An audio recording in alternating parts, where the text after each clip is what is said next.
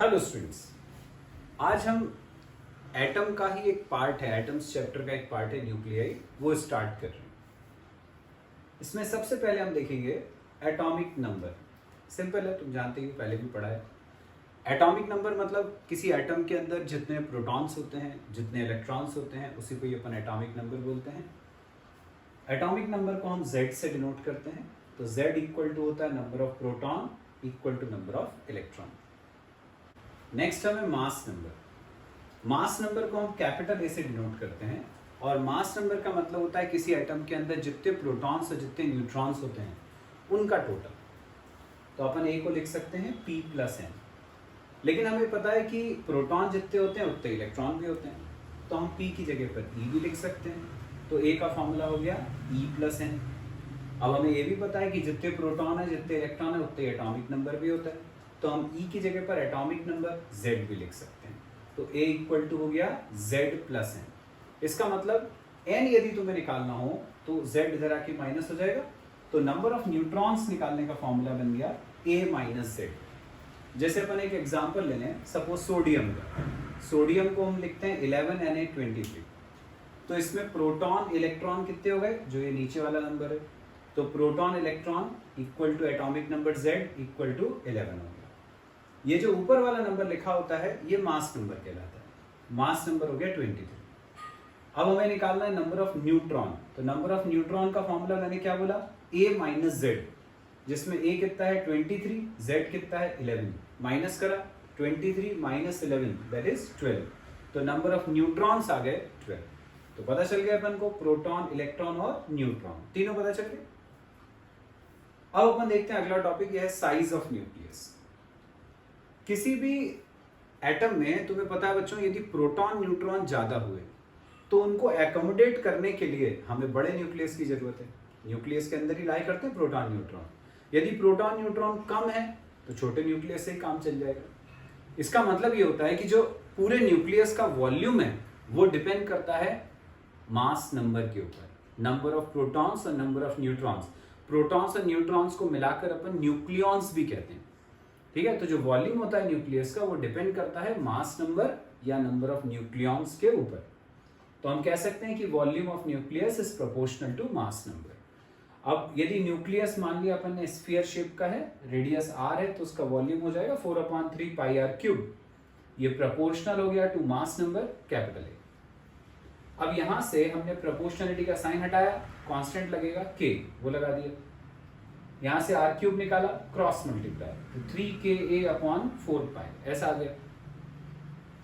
यहां से भी मैं r निकालूंगा तो यहाँ क्यूब रूट लग जाएगा, तो r आ जाएगा 3k/4 का क्यूब रूट इंटू a का क्यूब रूट।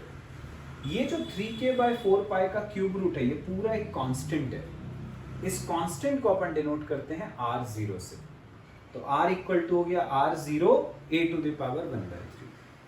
यहां पर ये जो r0 है इसकी फिक्स वैल्यू होती है 1.2 फर्मी।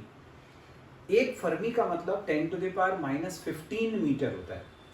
तो अपन इसको फर्मी को मीटर में लिखेंगे तो 1.2 इंटू 10⁻⁻15 मीटर, ये r0 की वैल्यू होती है। इसका नाम भी होता है, इस r0 को जो कि एक कांस्टेंट है हम बोलते हैं न्यूक्लियर यूनिट रेडियस। ये कहलाता है nuclear unit radius. Next topic है बच्चों nuclear density. Nuclear density, nuclear density मतलब न्यूक्लियस की डेंसिटी। हमें न्यूक्लियस की डेंसिटी पता करनी है। डेंसिटी तुम जानते हो मास अपॉन वॉल्यूम होता है, तो डेंसिटी को अपन ने रो से डिनोट करा, तो ये हो जाएगा मास ऑफ न्यूक्लियस,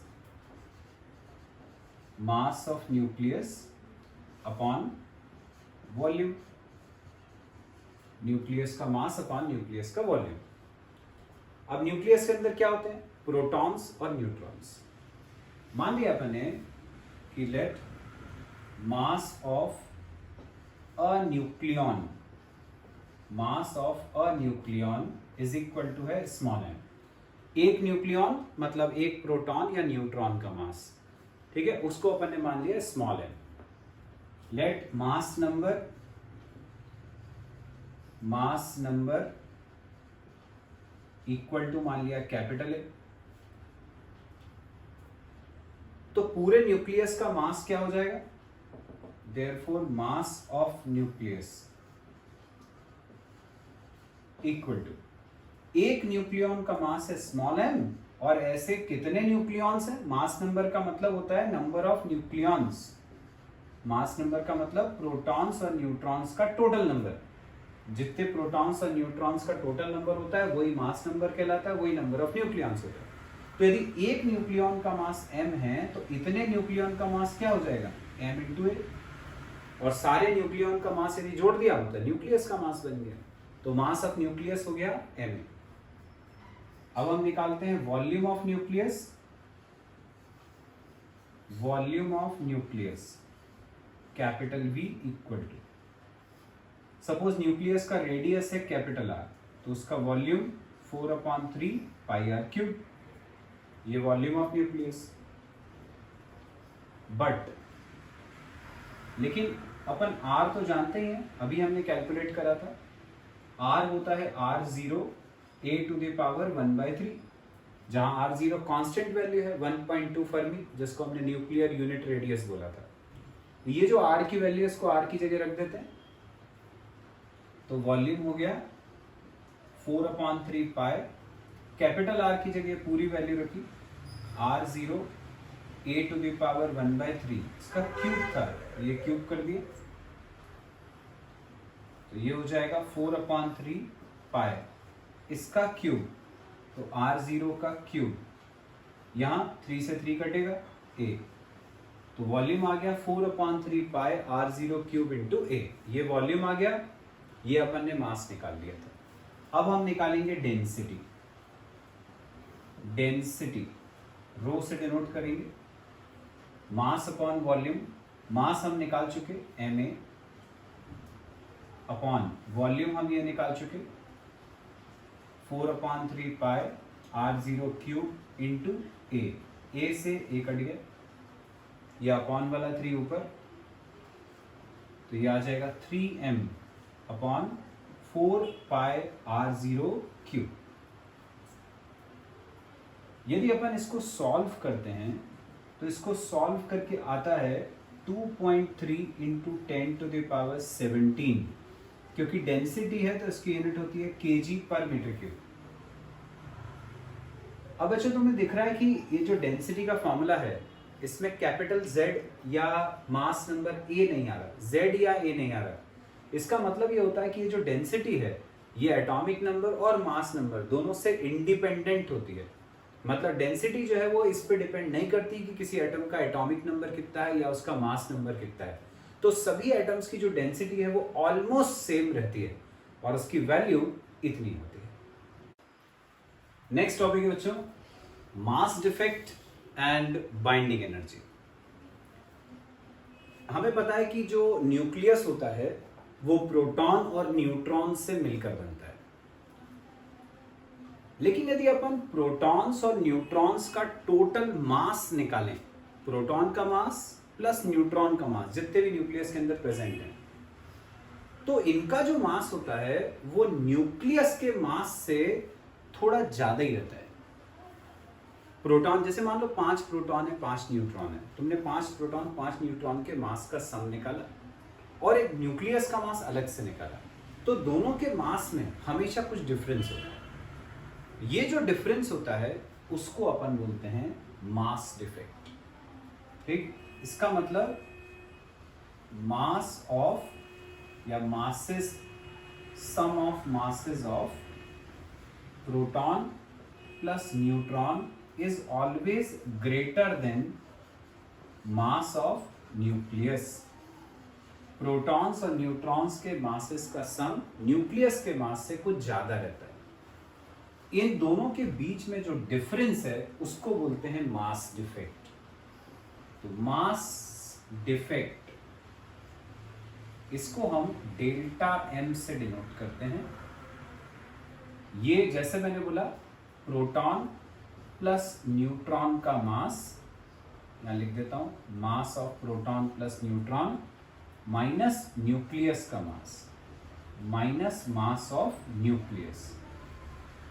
ये जो डिफरेंस है, इस डिफरेंस को हम बोलते हैं मास डिफेक्ट।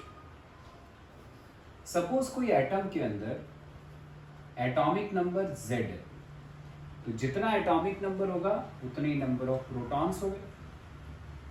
फिर हमने पढ़ा था a minus Z, mass number minus atomic number, ये होते हैं नंबर ऑफ न्यूट्रॉन्स। ये प्रोटॉन का नंबर, ये न्यूट्रॉन का number. Let mass of a proton, एक प्रोटॉन का मास हमने मान लिया mp, mass of a neutron, एक न्यूट्रॉन का मास ये मान लिया हमने mn, और इनको एकोमोडेट करने वाला जो पूरा न्यूक्लियस है उसका मास हमने मान लिया capital M। Mass of nucleus हमने सपोज कर लिया कैपिटल M। तो डेल्टा M देखिए क्या हो जाएगा, डेल्टा M प्रोटॉन्स और न्यूट्रॉन्स के मासेस का सम। प्रोटॉन, एक प्रोटॉन का मास था mp, एक प्रोटॉन का था। ऐसे प्रोटॉन कितने थे, z, तो total mass z into mp, plus एक न्यूट्रॉन का मास mn, पर ऐसे न्यूट्रॉन्स हैं कितने, ऐसे न्यूट्रॉन्स होते हैं a माइनस z, तो total mass of neutrons a minus z into mn, minus nucleus का मास, वो कितना लिया अपन ने, कैपिटल M, ये आ गया। तो ये हो गया मास डिफेक्ट, ये बच्चों कहलाता है मास डिफेक्ट। अब अपन देखेंगे बाइंडिंग एनर्जी क्या होती है। बाइंडिंग एनर्जी का मतलब वो एनर्जी होता है जो न्यूक्लियॉन्स को बांध के रखती है, न्यूक्लियॉन्स को न्यूक्लियस के अंदर बाइंड करके रखती है। मतलब यदि कभी तुम चाहते हो कि न्यूक्लियस को तोड़ दो, तो जितनी बाइंडिंग एनर्जी है उसके बराबर एनर्जी तुम्हें सप्लाई करनी पड़ेगी, जिससे न्यूक्लियस टूट जाएगा और उसके अंदर के प्रोटॉन्स और न्यूट्रॉन्स अलग अलग हो जाएंगे। तो इसका मतलब यदि किसी न्यूक्लियस को ब्रेक करना है तो हमें बाइंडिंग एनर्जी के बराबर एनर्जी सप्लाई करनी पड़ती है। अब बाइंडिंग एनर्जी अपन कैलकुलेट कैसे करते हैं, तो बाइंडिंग एनर्जी अपन कैलकुलेट करते हैं आइंस्टीन के मास एनर्जी इक्विवेलेंस से। Einstein's mass energy equivalence, Einstein का मास एनर्जी इक्विवेलेंस तुमने पढ़ा हुआ है, ये होता है E इक्वल टू mc²। तो यदि अपन को बाइंडिंग एनर्जी कैलकुलेट करनी है किसी न्यूक्लियस की, तो हम m की जगह पर सब्स्टिट्यूट करेंगे मास डिफेक्ट। मतलब बाइंडिंग एनर्जी का फॉर्मूला हो गया, बाइंडिंग एनर्जी को अपन EB से डिनोट करते हैं, बाइंडिंग एनर्जी m की जगह रखेंगे mass defect, delta M, c² ऐसे ही है। ये बाइंडिंग एनर्जी की वैल्यू होती है। जो भी डेल्टा M ऊपर से आएगा उसको यहां सब्स्टिट्यूट कर देंगे तो बाइंडिंग एनर्जी पता चल जाएगी। यदि मान लो डेल्टा M 1 AMU के बराबर आया, AMU मतलब एटॉमिक मास यूनिट, जो प्रोटॉन्स न्यूट्रॉन्स के मासेस हैं उसको अपन इसी यूनिट में मेजर करते हैं। 1 AMU इक्वल टू होता है 1.67 into 10 to the power minus 27 kg, ये 1 AMU की वैल्यू होती है। तो यदि मान लो डेल्टा M 1 AMU है, तो यदि अपन बाइंडिंग एनर्जी कैलकुलेट करेंगे EB, तो ये कितना हो जाएगा, डेल्टा M की जगह रखा अपन ने 1 AMU, मतलब ये 1.67 into 10 to the power minus 27, ये डेल्टा M की जगह। C क्या है, C होता है स्पीड ऑफ लाइट, जिसकी वैल्यू होती है 3 इंटू 10 टू द पावर 8, उसका स्क्वायर है तो ये स्क्वायर हो गया। ये जो भी एनर्जी आती है ये आती है जूल में, ठीक है, एनर्जी की यूनिट होती है जूल। अब एनर्जी की एक यूनिट और होती है, उसको हम बोलते हैं electron volt, EV। 1 electron volt होता है 1.6 into 10 to the power minus 19 joule के बराबर। ये वैल्यू तुम बड़ी आसानी से याद रख सकते हो, ये वही है जो इलेक्ट्रॉन का चार्ज होता है 1.6 into 10 to the power minus 19, तो 1 इलेक्ट्रॉन वोल्ट में इतने जूल होते हैं। तो यदि इस एनर्जी को तुम्हें कन्वर्ट करना है इलेक्ट्रॉन वोल्ट में, तो इससे डिवाइड कर दोगे, तो EB इक्वल टू हो जाएगा, इस पूरे को इससे डिवाइड कर देंगे तो डिवाइड करने पे क्या आता है, तो डिवाइड करने पे आता है 931.5 इलेक्ट्रॉन वोल्ट। तो इससे अपन को क्या पता चल गया कि यदि मास डिफेक्ट 1 AMU है तो बाइंडिंग एनर्जी इतनी होती है। तो हम इसको याद रख सकते हैं, therefore binding energy corresponding to 1 AMU equal to 931.5, ये MeV कर लेना, MeV मतलब million electron volt, 931.5 MeV million electron volt.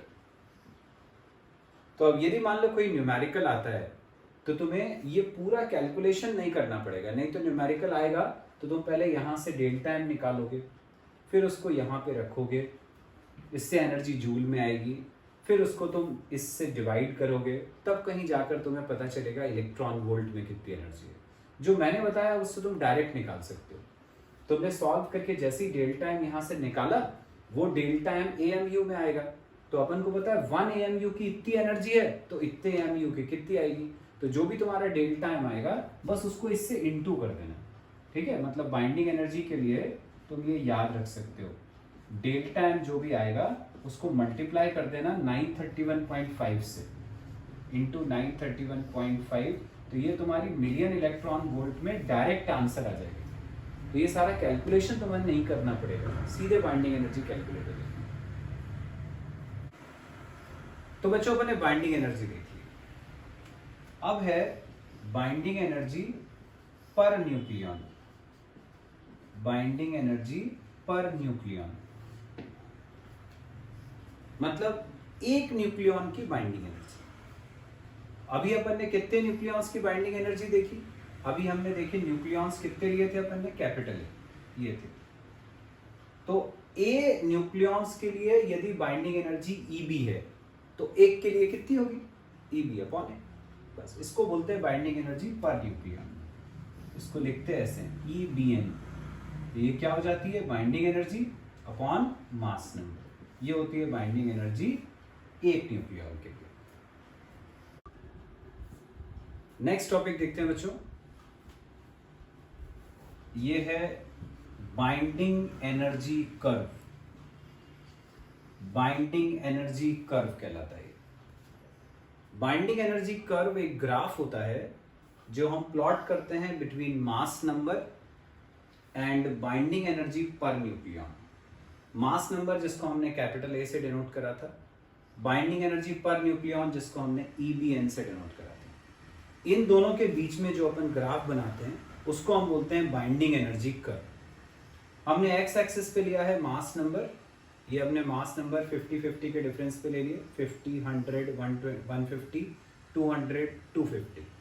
और यहाँ पर हमने बाइंडिंग एनर्जी पर न्यूक्लियन ली है मिलियन इलेक्ट्रॉन वोल्ट में।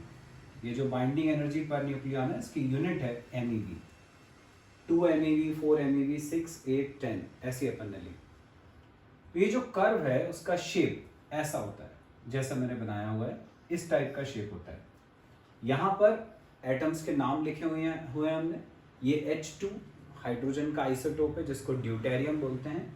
H3 ट्रीटियम, ये हीलियम है, लिथियम है, कार्बन, नाइट्रोजन, ऑक्सीजन, ये ऑक्सीजन का एक और आइसोटोप है O18, सल्फर है, आयरन है, मॉलिब्डेनम है, ये टंगस्टन है, W सिंबल होता है टंगस्टन का, Au गोल्ड है, ये यूरेनियम है।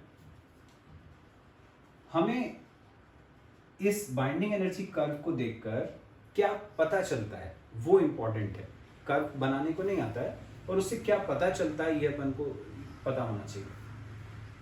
देखो जो यहाँ पे मास नंबर लिखे हैं मैंने 2 से 20 तक, ठीक है, 0 से 50 के बीच में जो रेंज आ रही है 2 से 20 तक।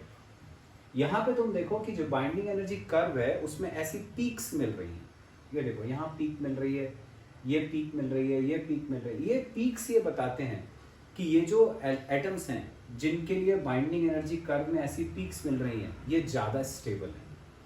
मतलब ये एलिमेंट, ये एलिमेंट, ये एलिमेंट जैसे हीलियम है, कार्बन है, ऑक्सीजन है, ये हाईली स्टेबल एलिमेंट्स हैं। तो जिनके लिए अपन को ऐसी पीक्स मिलती हैं वो ज़्यादा स्टेबल होते हैं। लिथियम 6 देखो नीचे आ रहा है इससे, ठीक है। लिथियम जो नॉर्मल अपन लिथियम लेते हैं उसका एटॉमिक मास होता है 7, ये लिथियम 6 है, तो ये कम स्टेबल है, आइसोटोप है उसका लिथियम का, कम स्टेबल है, इसलिए नीचे की तरफ आ रहा है। ठीक है, तो ये अपन ने देखे कि जो एलिमेंट्स 2 से लेके 20 एटॉमिक मास तक के होते हैं उनके लिए अपन को ऐसी पीक्स मिलती हैं, तो ये ज्यादा स्टेबल है। आगे के अपन देखें तो मास नंबर 30 से लेके 120 तक, 30 से लेके 120 तक ये जो ग्राफ है ये देखो ऑलमोस्ट स्ट्रेट जा रहा है, ये यहां से यहां तक ये ऑलमोस्ट स्ट्रेट जा रहा है। ऑलमोस्ट स्ट्रेट जाना ये इंडिकेट करता है कि यहां से यहां तक के जो एलिमेंट्स हैं एटॉमिक मास 30 से लेके 120 तक, इनकी जो बाइंडिंग एनर्जी होती है पर न्यूक्लियन वो ऑलमोस्ट कांस्टेंट रहती है, ऑलमोस्ट सेम रहती है, और इसकी वैल्यू कितनी है 8.8 MeV पर न्यूक्लियन। तो यहां से यहां तक ऑलमोस्ट एक जैसी अपन को बाइंडिंग एनर्जी मिलती है पर न्यूक्लियन। आगे चले अपन, तो अब ये ग्राफ तुम देख रहे हो नीचे आ गया, नीचे आ गया इसका मतलब y एक्सिस पे अपन नीचे चले गए, तो बाइंडिंग एनर्जी कम हो गई। बाइंडिंग एनर्जी कम, इसका मतलब तुमने कम एनर्जी दी और न्यूक्लियस टूट गया, इसका मतलब न्यूक्लियस कम स्टेबल था इसलिए वो जल्दी टूट गया। तो इसका मतलब यहां से जब अपन आगे आए, ग्राफ जैसी डाउनवर्ड आया, इसका मतलब कि जो एलिमेंट्स हैं वो कम स्टेबल हो गए, तो एलिमेंट्स लेस स्टेबल होते हैं। तो एटॉम मास नंबर 150 से लेकर 250 तक ये वाले जो एलिमेंट्स अपन को मिलते हैं ये कम स्टेबल होते हैं, इनकी बाइंडिंग एनर्जी की वैल्यू भी देख सकते हो कम है, 7.6 MeV पर न्यूक्लियन, जो तुम्हें दिख रहा है कि इससे कहीं कम है। ठीक, तो इसका मतलब क्या पता चला अपन को कि जैसे जैसे अपन आगे बढ़ते हैं, मास नंबर जैसे जैसे बढ़ता जाता है वैसे वैसे बाइंडिंग एनर्जी की वैल्यू कम हो जाती है, डिक्रीज हो जाती है, जो एलिमेंट्स होते हैं उनकी स्टेबिलिटी कम हो जाती है, वो आसानी से टूट जाते हैं। इसीलिए यूरेनियम है उसका फिशन हो जाता है, तुमने फिशन पढ़ा है 92 यूरेनियम 235 ये टूट जाता है, बेरियम में, क्रिप्टॉन में, ये न्यूक्लियर फिशन कहलाता है। ठीक है, तो जब भी न्यूक्लियस ज्यादा मास नंबर वाले होते हैं तो वो लेस स्टेबल होते हैं, उनके ज्यादा चांसेस होते हैं ब्रेक हो जाने के। ये बताता है अपन को बाइंडिंग एनर्जी कर्व।